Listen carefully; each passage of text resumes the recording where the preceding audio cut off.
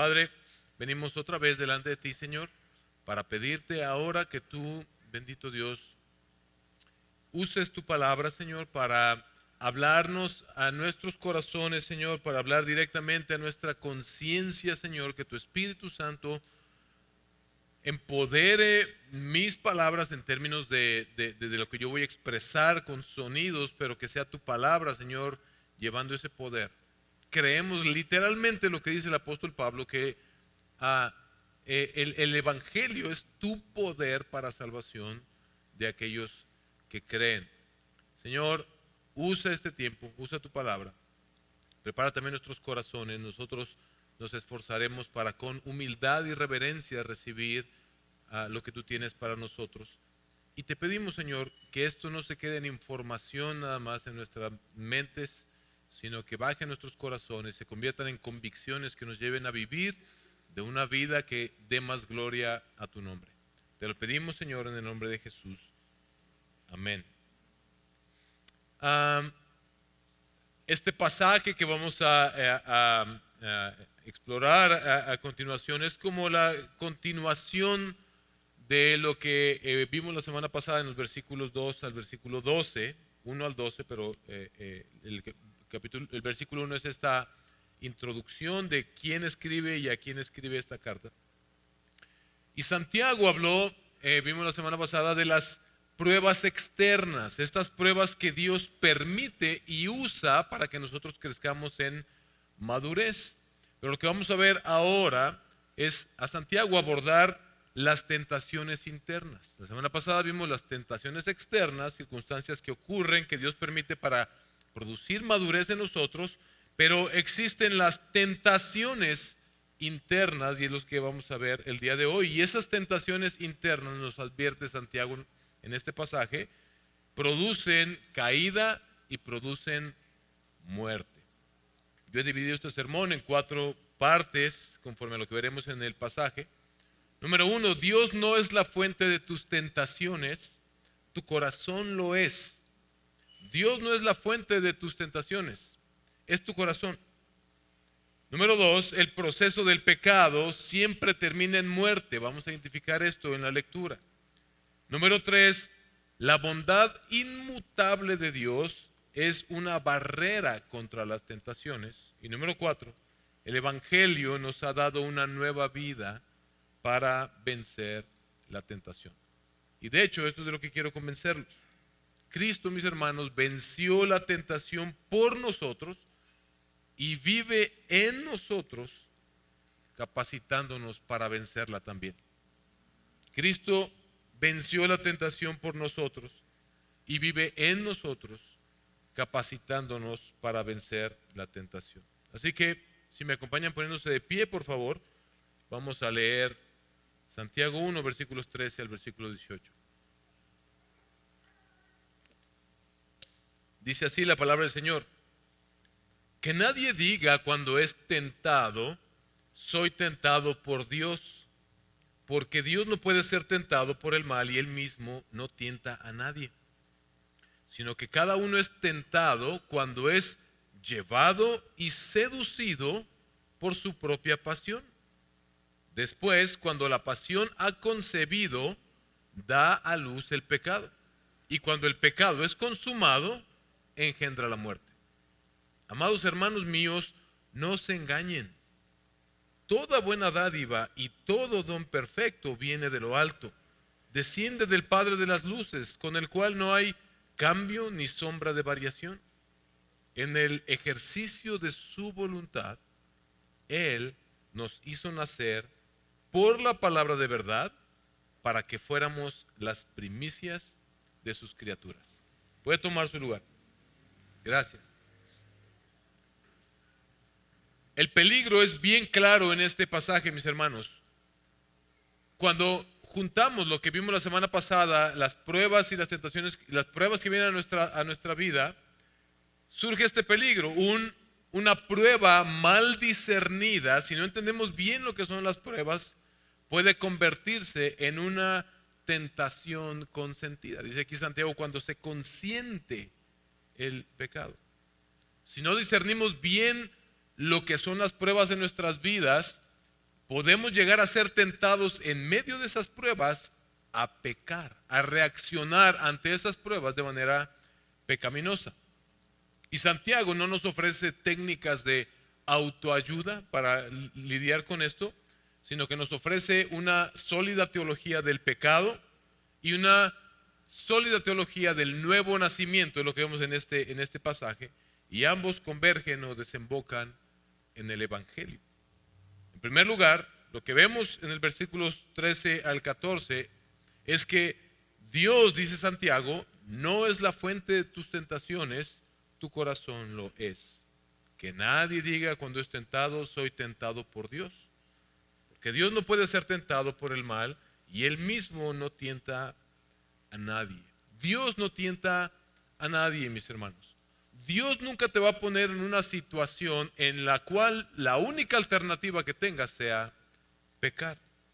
Dios es absolutamente santo, dice la palabra. Por lo tanto, no tiene ninguna relación con el pecado, ninguna relación con la maldad. Isaías capítulo 6, versículo 3, cuando Isaías tiene esta revelación y ve el trono de Dios y ve los pies del Señor y su manto y escucha a estos seres celestiales que están alabando de día y de noche al Señor, ellos cantan, dice Isaías 6:3, y el uno al otro daba voces diciendo: Santo, santo, santo es el Señor de los ejércitos, llena está toda la tierra de su gloria. De tal manera que cuando tú encuentras repetición en la literatura hebrea, el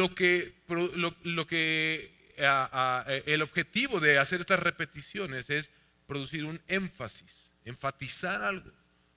Dice entonces que lo que él escuchó es que Dios es santo, santo, santo, más santo de lo que tú y yo podemos llegar a concebir incluso por la palabra santidad. Es decir que entonces Dios no puede ser tentado por el mal, dice aquí Santiago, ni tampoco seducir a nadie para pecar. Dice un comentarista bíblico, conocido como el príncipe de los comentaristas, Matthew Henry, dice: ya decía el pagano Plutarco, considero peor sentir mal de Dios que negar que haya Dios, puesto que no cabe peor negación del verdadero Dios que atribuirle de algún modo la maldad.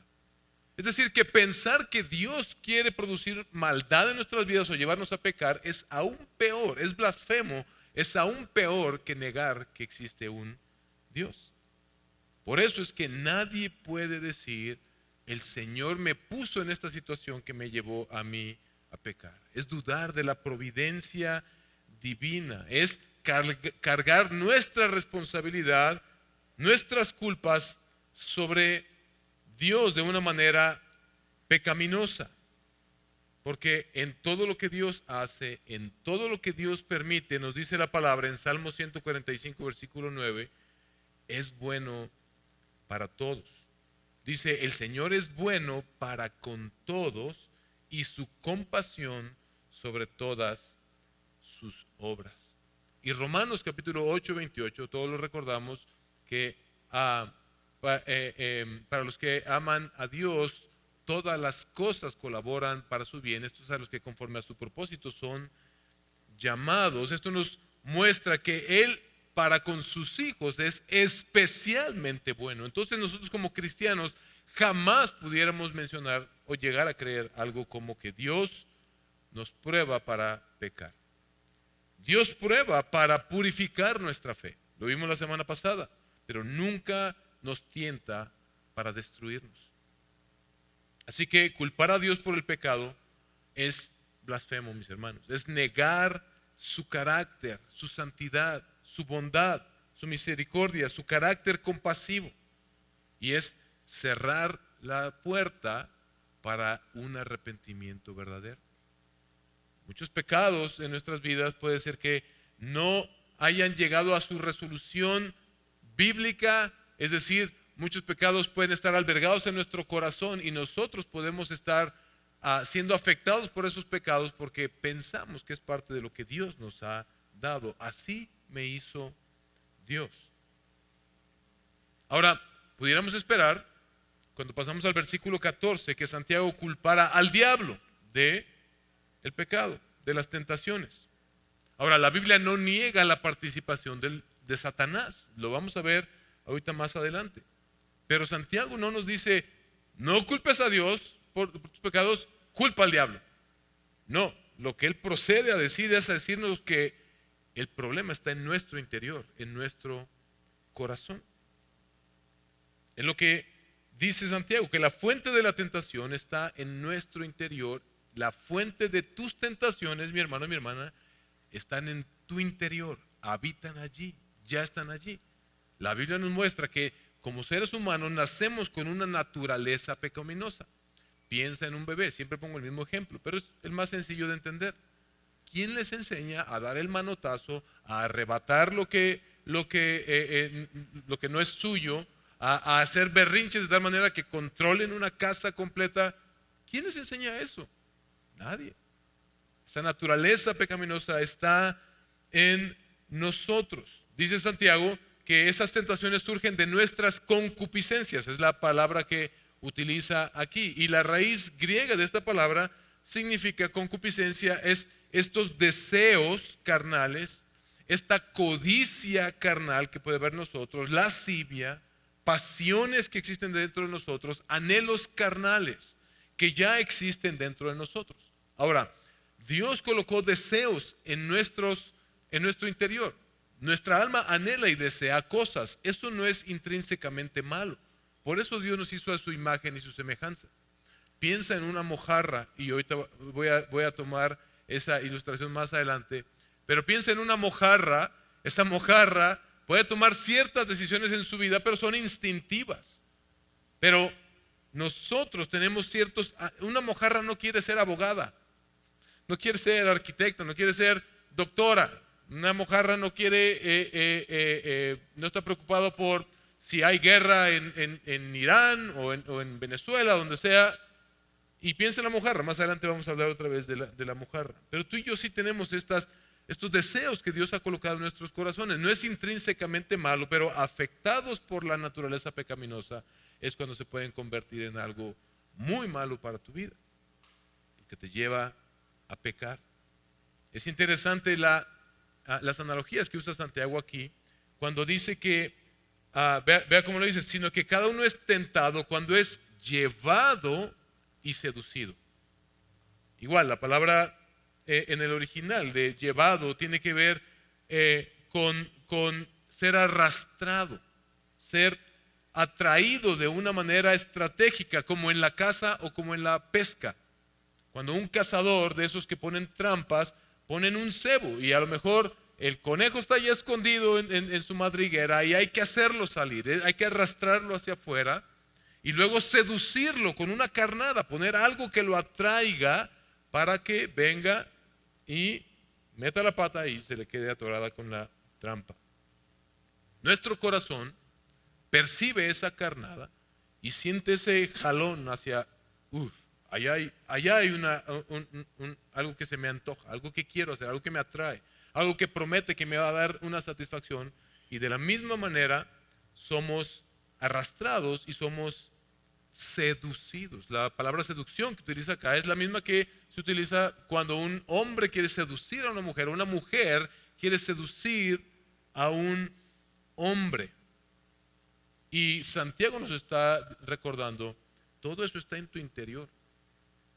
No es que tu entorno te afectó, sino que la palabra de Dios nos dice en Jeremías capítulo 17 versículo 9, nos anticipa desde el principio: más engañoso que todo es el corazón y sin remedio ¿quién lo comprenderá? Nuestro corazón tiene esa tendencia hacia el pecado, nos nace, nos brota, queremos eso.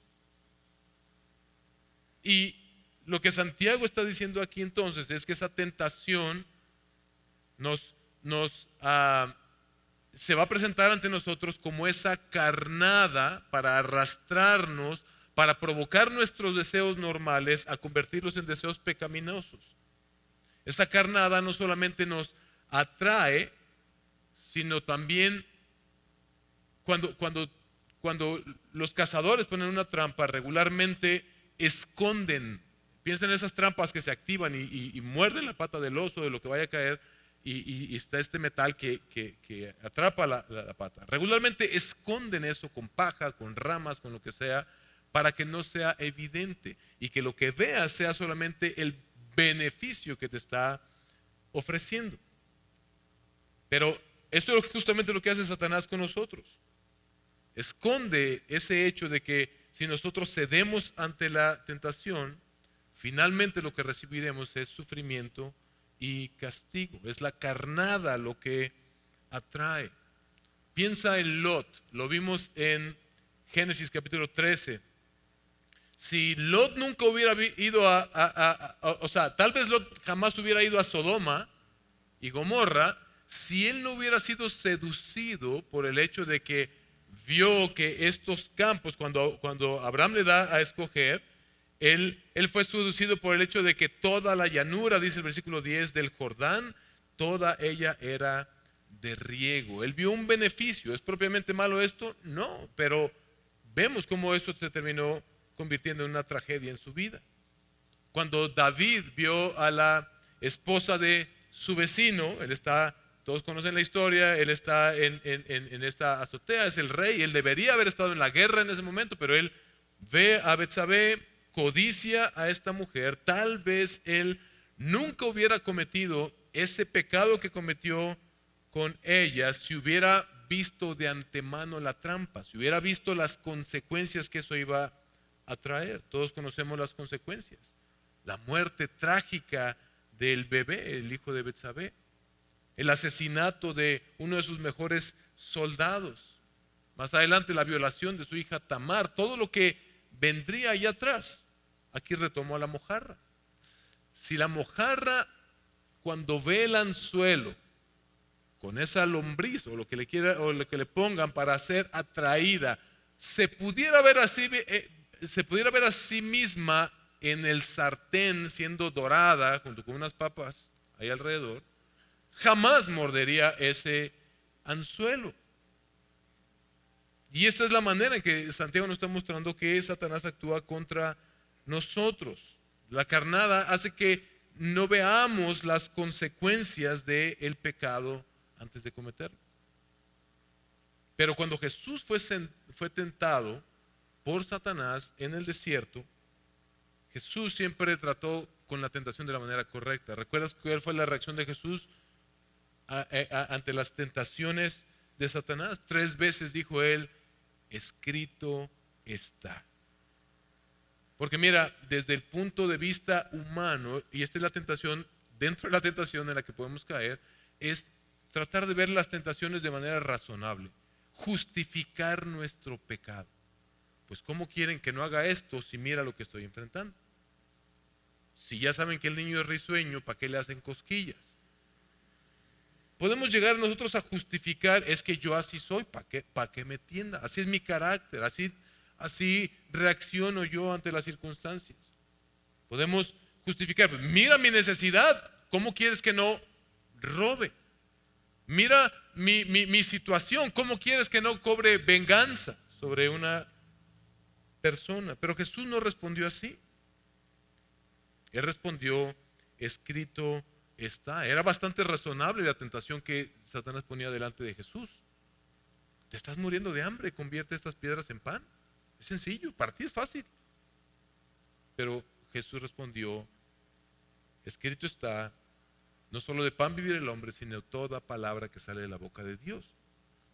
Jesús confió en lo que está escrito. Jesús confió en la revelación del Padre, no en lo que las circunstancias aparentaban ameritar.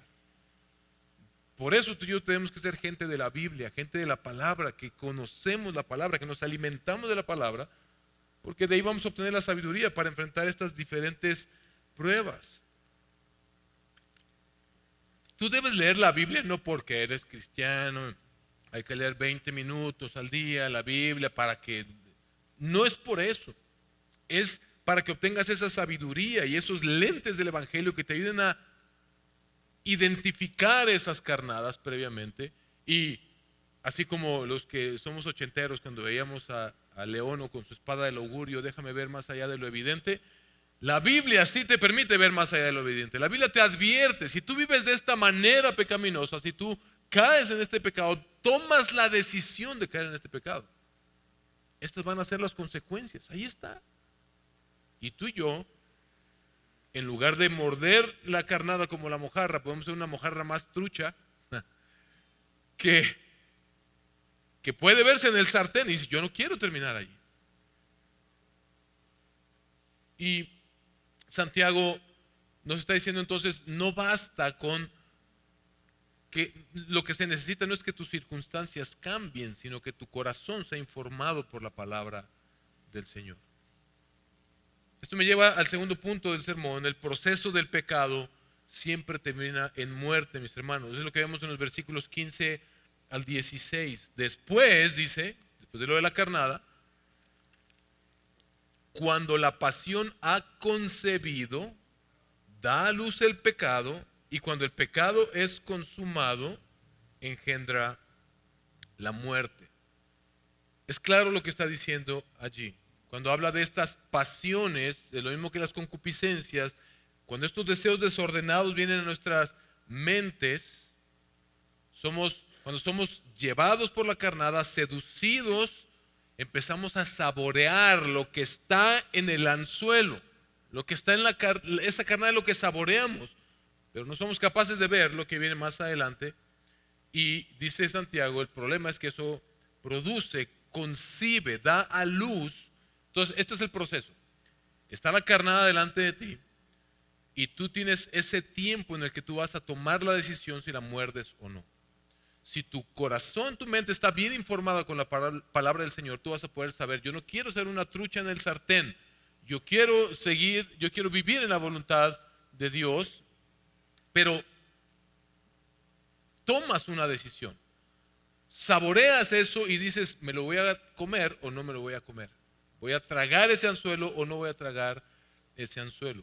Falso, que pues es que yo no quería, pero estaba allí y una cosa llevó a la otra.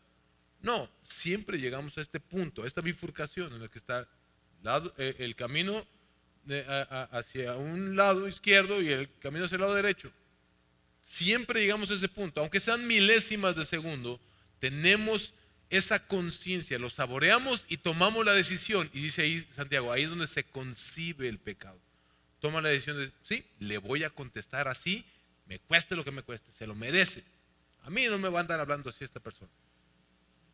Tomas esa decisión en fracción de segundo y entonces el pecado es engendrado, se da a luz ese pecado y el resultado, dice Santiago, es muerte. Justamente eso pasó en Edén. ¿Sabes por qué tenemos esta naturaleza pecaminosa? Porque estamos afectados por el pecado original. Génesis 3, versículos 1 al 6, acompáñame a leer y mientras lo leemos, trata de identificar esto mismo que Santiago nos acaba de decir aquí. Fíjate cómo lo dice. La serpiente era más astuta que cualquiera de los animales del campo que el Señor Dios había hecho. ¿Por qué nos da el detalle de la astucia?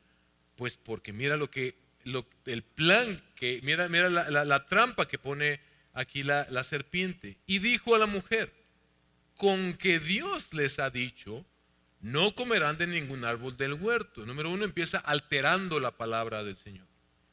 El Señor los da de odiar, porque mira, no quiere que coman de ningún árbol del huerto. Hasta esto la mujer responde bien.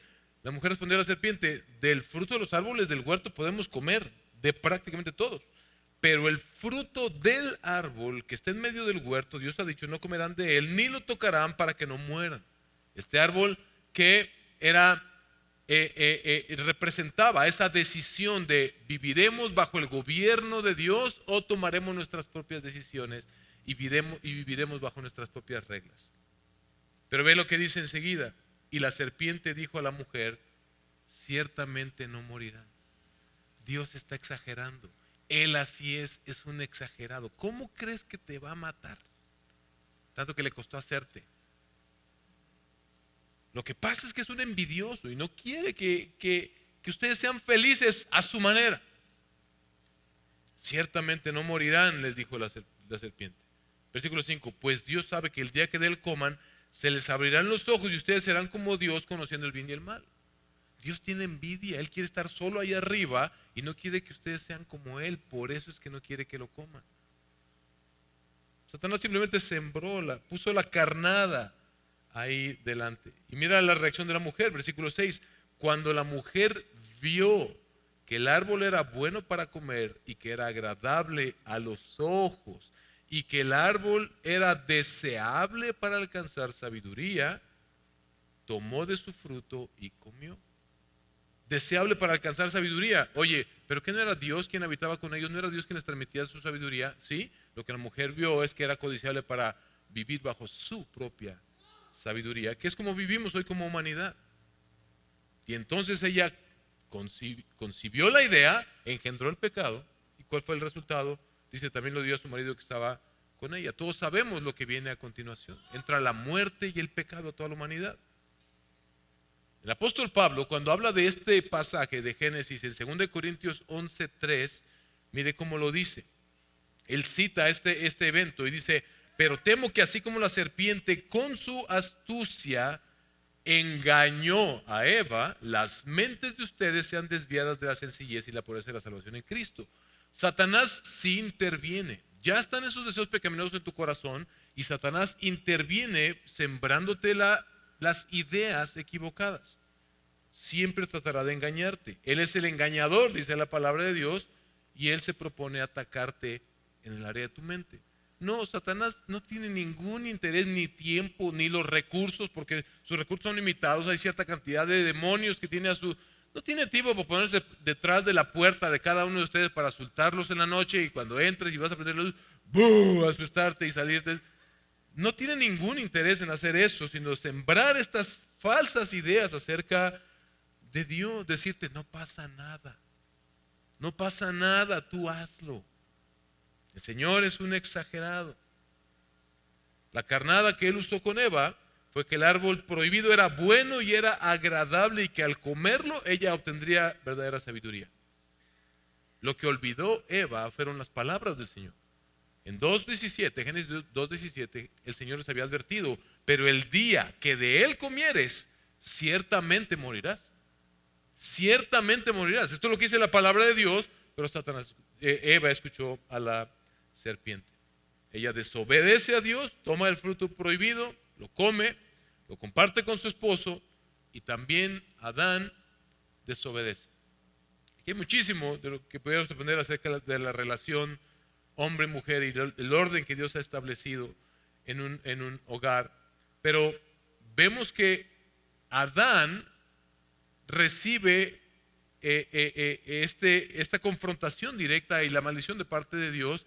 Y la pregunta es ¿por qué? Si fue Eva. Sí, pero las palabras que fueron dadas en el capítulo 2 fueron a Adán.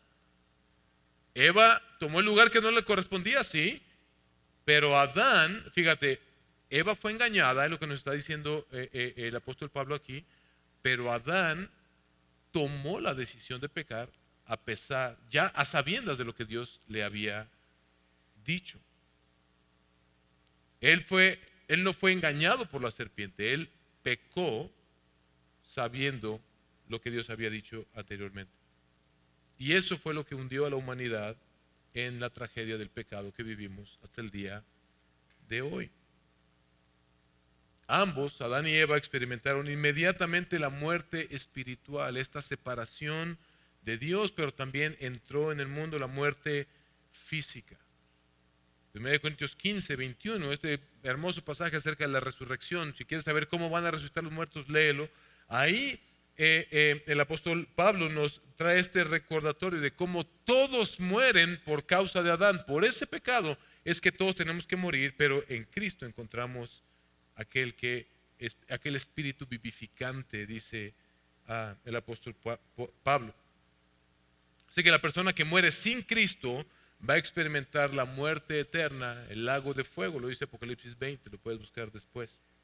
Entonces, hermanos, esta advertencia que está haciendo aquí Santiago es: considera que el pecado siempre conduce a la muerte física, pero a la muerte de una relación, a la muerte de algo bueno en tu vida, a la muerte de de un negocio, de un trabajo, a la muerte de una familia, a la muerte de tanta. Siempre el pecado engendra muerte. Así que cuando se presente la tentación, mis hermanos, ¿qué tenemos que hacer? Quitar la vista de la carnada y pensar, recordar en las consecuencias del pecado. Siempre es muerte y nuestra vida termina en un juicio donde Dios juzgará a cada uno por sus obras. Así que recuerda esto siempre cuando estés delante de la tentación. El pecado promete vida, pero siempre paga con muerte. El pecado produce vida, pero siempre paga con muerte. Satanás es especialista en engañarnos, es parte de la tentación, de la carnada. Lo que les di hace rato, es especialista en disfrazarlo como algo que pudiera ser bueno o que te ofrece algo bueno. Pero Santiago nos da esta advertencia en el versículo 16. No te engañes a ti mismo, hermano, hermana. Y no te dejen engañar por Satanás. Dice, no te engañes a ti mismo. Tú y yo sabemos que cuando decidimos pecar, nos hemos inventado hasta una historia que justifica la razón por la cual yo tengo que actuar de esta manera. Somos especialistas en eso. Pero el pecado, debes recordarlo, es especialista en presentarse como algo que promete un buen resultado. No se va a presentar como tu enemigo. 1 Corintios 6, versículos 9 al 11, el apóstol Pablo hace este mismo recordatorio. ¿O no saben que los injustos no heredarán el reino de Dios? ¿Y qué dice enseguida? Igual que Santiago, no se dejen engañar. Ni los inmorales, ni los idólatras, ni los adúlteros, ni los afeminados, ni los homosexuales, ni los ladrones, ni los avaros, ni los borrachos, ni los difamadores, ni los estafadores heredarán el reino de Dios. Y esto eran algunos de ustedes, eso éramos literalmente, pero fueron lavados, pero fueron santificados, pero fueron justificados en el nombre del Señor Jesucristo y en el Espíritu de nuestro Dios. Si nosotros no aprendemos a discernir las mentiras de Satanás desde el inicio, mis hermanos, vamos a sufrir las consecuencias hasta el final. Esto es una advertencia, pero no termina ahí este pasaje. El juicio de Dios no es lo único que nos debe motivar a no pecar, a no caer a la tentación. No es solamente para escapar del infierno. Santiago apela a la bondad de Dios. Ve lo que dice el versículo 17. Toda buena dádiva y todo don perfecto viene de lo alto, desciende del Padre de las luces, con el cual no hay cambio ni sombra de variación. Dios, mis hermanos, es el dador constante de todo bien que tú y yo tenemos.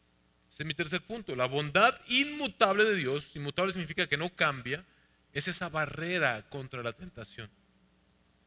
Dice aquí que todo buena dádiva, todo lo bueno que podemos recibir, todo regalo perfecto. Y cuando dice ahí desciende de lo alto, no quiere decir, está hablado, expresado en un presente continuo. Todo lo que está bajando todo el tiempo, continuamente, del cielo, del Padre de las luces, proviene de nuestro Dios. Salmo capítulo 100, versículo 5 dice, porque el Señor es bueno, para siempre es su misericordia y su fidelidad por las generaciones. Salmos capítulo 136, versículos 7 al 9 nos recuerda al que hizo las grandes lumbreras porque por siempre es su misericordia. El sol para que reine de día. ¿Cuántos tienen frío ahorita? ¿Te imaginas esta vida sin sol? Bueno, Dios está proveyendo todos los días y mantiene ardiendo ese sol para que recibamos todo lo que necesitamos, todos los beneficios que tenemos del sol. El sol para que reine de día, porque para siempre es su misericordia. Por eso lo colocó ahí. La luna y las estrellas para que reinen de noche, porque para siempre es su misericordia. Hechos capítulo 14 versículo 17, cuando Pablo y Bernabé están en Listra y los quieren empezar a adorar como si fueran dioses del Olimpo, y ellos exhortan a esa gente que no hagan eso. Hay un solo Dios y ese Dios es el que nos envió a predicarles el Evangelio. Versículo 17, y les recuerda, y sin embargo, ese Dios no dejó de dar testimonio de Él mismo, haciendo bien y dándoles lluvias del cielo y estaciones fructíferas, llenando sus corazones de sustento y de alegría. Todo lo que tú y yo tenemos hasta el día de hoy es solo por la bondad y la misericordia del Señor, que dice enseguida de este Dios que no cambia. En Él no hay cambio ni sombra de variación. Cuando usa esto, sombra de variación, hay una palabra que yo aprendí esta semana que se llama paralaje, que es la perspectiva que puedes tener. Por ejemplo, el universo todo el tiempo se está moviendo y los astros, vamos a pensar en los planetas, un día están en un lugar, un día están en otros, y un día están en otro, y un día están en otro. Piensa en la Tierra, hay meses que hace más calor y meses que hace más frío. Regularmente tiene que ver con cuán cercano y cuán lejano estamos del Sol en base a las órbitas en las cuales orbita la Tierra. Ese es el sentido aquí. Dios no es como un planeta que un día está más tibio, otro día más frío y que está cambiando constantemente. No. Malaquías 3, capítulo 6 nos recuerda, porque yo el Señor no cambio. Por eso, porque yo no cambio, ustedes, oh hijos de Jacob, no han sido consumidos. Pero una de las estrategias del enemigo, lo que sí va a tratar de hacer Satanás, es convencerte de que tu Padre Celestial, si estás en Cristo, está en tu contra.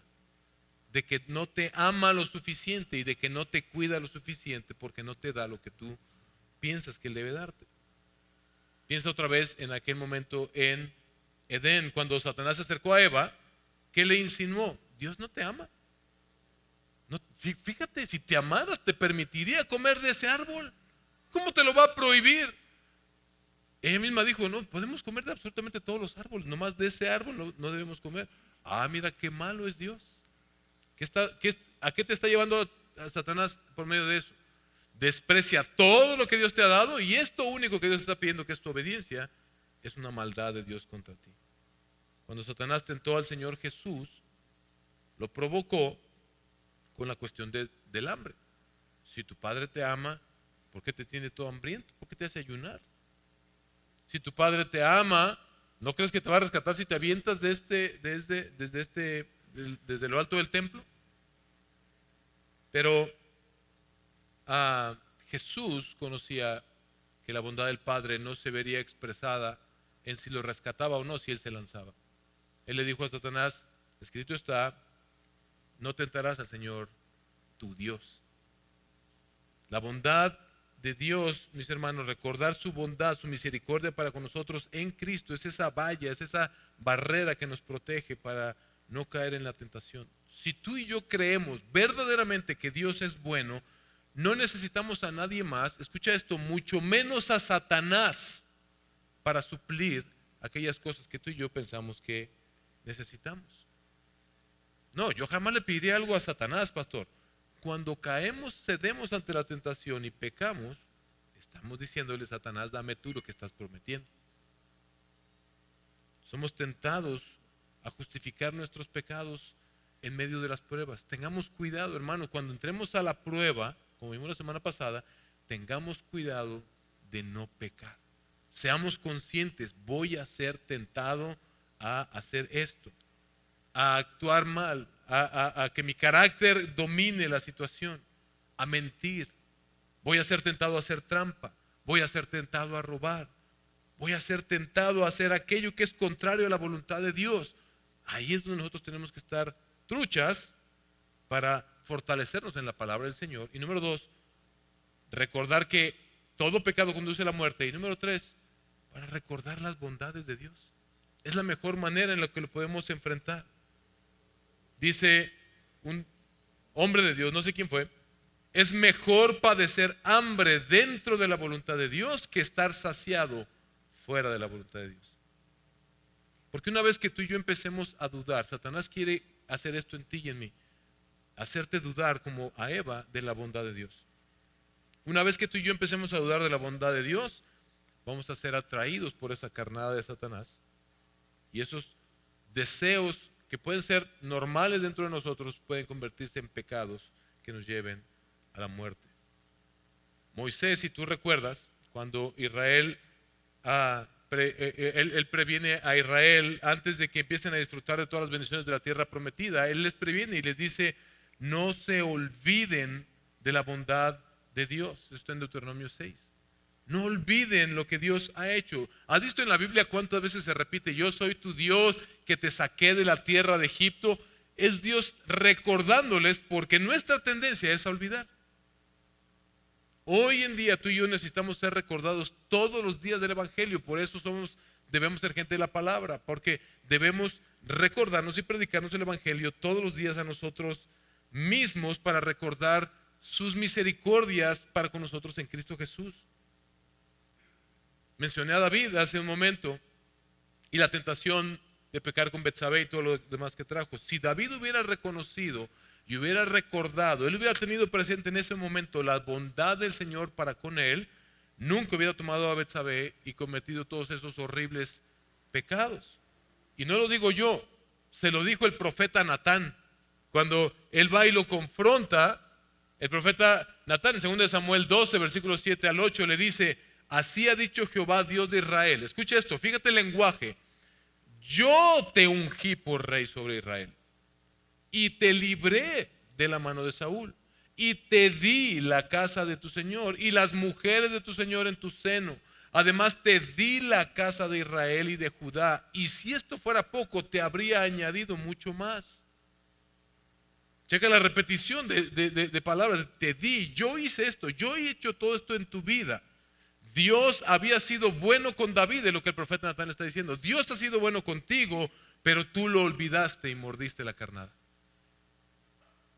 Esa primera valla que debemos usar tú y yo ante la tentación es siempre recordar las misericordias del Señor. Satanás me promete esto, mi carne está anhelando morder la carnada, pero Dios ha sido tan bueno conmigo que yo puedo permanecer fiel y resistir el pecado. Es la bondad de Dios lo que realmente nos lleva, mis hermanos, a vivir de esta manera. Podemos obedecerle porque si no le obedecemos, Él nos castigará. Bueno, la Biblia dice que nuestros pecados van a ser juzgados, sí. Pero mis hermanos, podemos obedecerle porque Él ya nos ha mostrado su generosidad y su bondad en Cristo Jesús de una manera extraordinaria. Fue lo que José hizo. ¿Te acuerdas? En Génesis vimos también a José y ser tentado por la esposa de Potifar. Él podía haber justificado de 1000 maneras ceder ante ese pecado. Pues es que si no lo hago me va a acusar, puedo terminar en la cárcel. Pero ¿cuáles fueron las palabras de José? Génesis 39, 7 al 12. He aquí que mi Señor no se preocupa, se refiere a Potifar, no se preocupa conmigo de lo que hay en casa y ha puesto en mi mano todo lo que tiene. No hay otro mayor que yo en esta casa y ninguna cosa me ha reservado sino a ti. Le dice a la mujer, por cuanto eres su mujer. ¿Cómo pues haría yo este grande mal y pecaría qué? Contra Dios. Eso fue recordar la bondad y la misericordia de Dios, fue lo que protegió a José de pecar en aquel momento. Recordarle el bien y la misericordia de Dios le ayudó a José a decir, hey, yo no estoy aquí por mis méritos, Dios me trajo aquí, todo lo que hay acá es su misericordia obrando en mi vida. ¿Cómo podría yo ceder ante esta tentación y ofender a mi Dios de esta manera? Mis hermanos, la tentación va a tomar fuerza en tu vida cuando tú te olvides de la bondad de Dios. Recuérdate todos los días el Evangelio. Y finalmente, hablando del Evangelio, el Evangelio nos ha dado una nueva vida, mis hermanos, para vencer la tentación. El versículo 18 no está ahí como añadido nada más, o a ver con qué termino esta frase de parte de Santiago. Es la respuesta de Dios al problema del pecado. Es el Evangelio concentrado. Es el Evangelio de Jesucristo. Te voy a decir por qué. Porque el Evangelio de Jesucristo es la máxima expresión de la bondad de Dios. Mas Dios, Romanos 5:8, muestra su amor para con nosotros en que siendo aún pecadores, Cristo murió por nosotros. Eso es lo que Pablo a Santiago está diciendo ahí. En el ejercicio de su voluntad, Él nos hizo nacer, habla del nuevo nacimiento, por la palabra de verdad, por medio de la predicación del Evangelio, para que fuéramos las primicias de sus criaturas. Él está diciendo que Dios nos ha hecho nacer de nuevo por medio de la fe, es lo que dice Juan capítulo 1 versículo 12 al 13, pero a todo lo que le recibieron les dio el derecho de llegar a ser hijos de Dios, es decir, a los que creen en su nombre, que no nacieron de sangre, ni de la voluntad de la carne, ni de la voluntad del hombre, sino de Dios. Efesios 2 del 8 al 9, lo mencioné hace rato, porque por gracia han sido ustedes salvados por medio de la fe. Y esa salvación vino a nosotros, dice Pablo, por medio de la palabra. Él nos hizo nacer por la palabra de verdad. Es decir, cuando nos fue predicado el evangelio, nacimos de nuevo. Eso es lo que significa Romanos 2 del 8 al 9. No es que tú creíste y naciste de nuevo, es que porque naciste de nuevo, porque Él puso esa fe en ti, es que pudiste creer. ¿Sí? Entonces, dice Santiago, en el ejercicio de su voluntad, Él nos hizo nacer por la palabra de verdad, es decir, por la predicación del evangelio. Las mentiras de Satanás producen muerte, el evangelio produce vida. Y el mismo evangelio que salva es el mismo evangelio que te sostiene, que te ayuda a recordar las misericordias de Dios todos los días. Por eso Pablo dijo, no me avergüenzo del evangelio porque es poder de Dios para salvación de todo aquel que cree. Por eso tú y yo, si quieres el bien para tu familia, para alguien que conoces, para alguien que amas allá afuera, ve y predícale el evangelio. Háblale de las buenas nuevas. Porque Romanos 10:17 nos recuerda, la fe viene por el oír y el oír por la palabra de Cristo, dice la NBLA. Efesios 1:13, en él también ustedes, escucha esto, después de escuchar el mensaje de la verdad, el evangelio de su salvación y habiendo creído, fueron sellados en él con el Espíritu Santo de la promesa. Es por medio de escuchar el evangelio que Dios nos hizo nacer de nuevo, y dice al final, para que fuéramos las primicias de sus criaturas, y solo por su gracia. Esa es la máxima expresión de la bondad de Dios. Se refiere a primicias, a que fuéramos aquellos escogidos. La palabra de Dios en 1 Corintios 15 nos dice que Jesús es las primicias, el primero que resucitó de muchos que resucitarían. Nosotros los que hemos creído en Jesús y aquellos que creyeron en el Antiguo Testamento, somos esas primicias, esa ofrenda que Dios está dando a sí mismo, aquellos que Él ha salvado para que recibamos la vida eterna y para que participemos de su naturaleza divina. Por lo tanto, esto nos debe llevar a una consideración. Otra vez, versículo 18, en el ejercicio de su voluntad, Él nos hizo nacer por la palabra de verdad, por escuchar el evangelio. ¿Para qué? Para que fuéramos las primicias de sus criaturas. Si eso es nuestra nueva realidad, si es lo que ahora somos en Cristo, ¿no debiéramos vivir de una manera distinta de la que vive el mundo?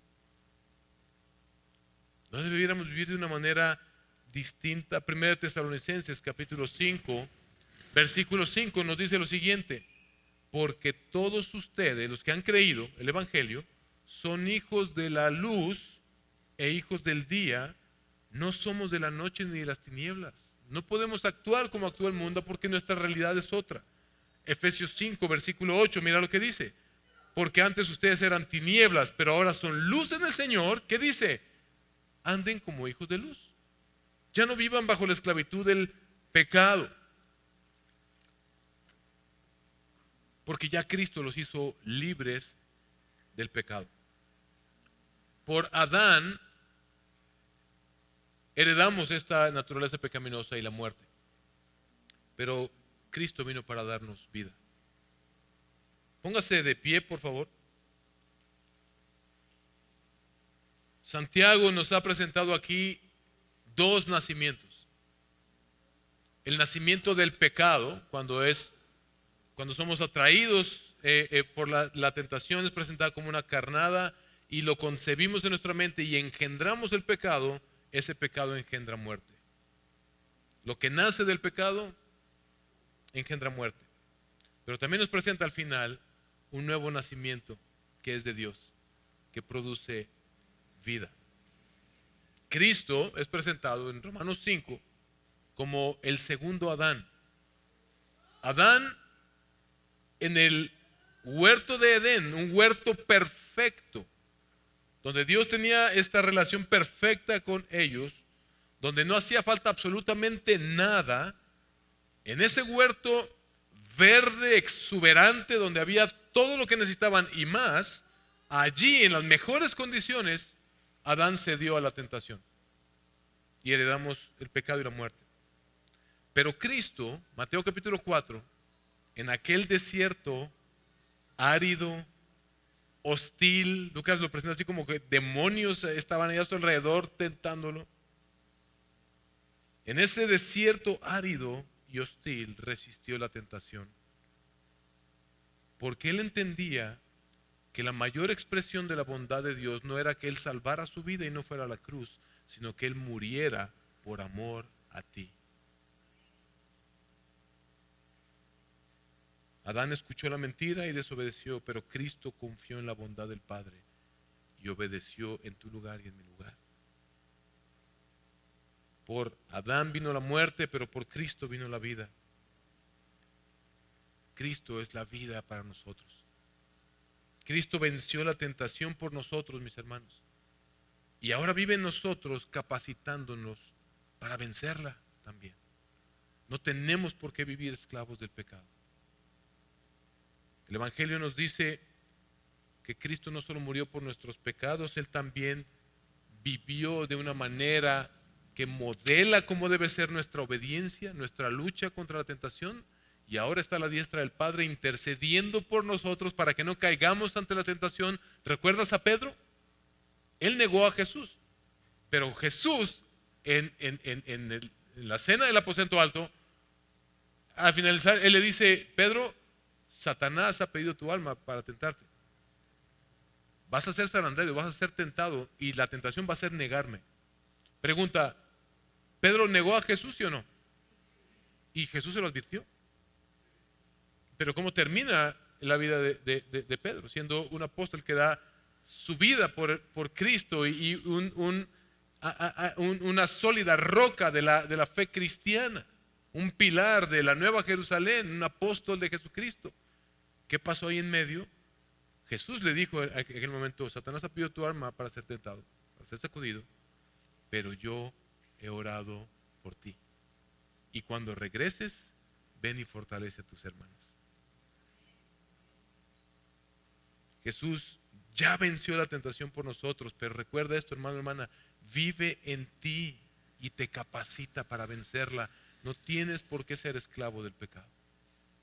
Aprendamos a resistir la tentación. Cuando la tentación toque a la puerta, acuérdate, no debo responder como hijo de Adán, sino como hijo de Cristo, como hijo de Dios. Recuerda, tú estás unido con Cristo y Él está a la diestra del Padre intercediendo por ti. Recuérdate el Evangelio. Recuerda sus bondades. ¿Cómo voy a cometer grande mal, como dijo José, y pecar contra mi Dios cuando Él me ha dado todo en Cristo Jesús?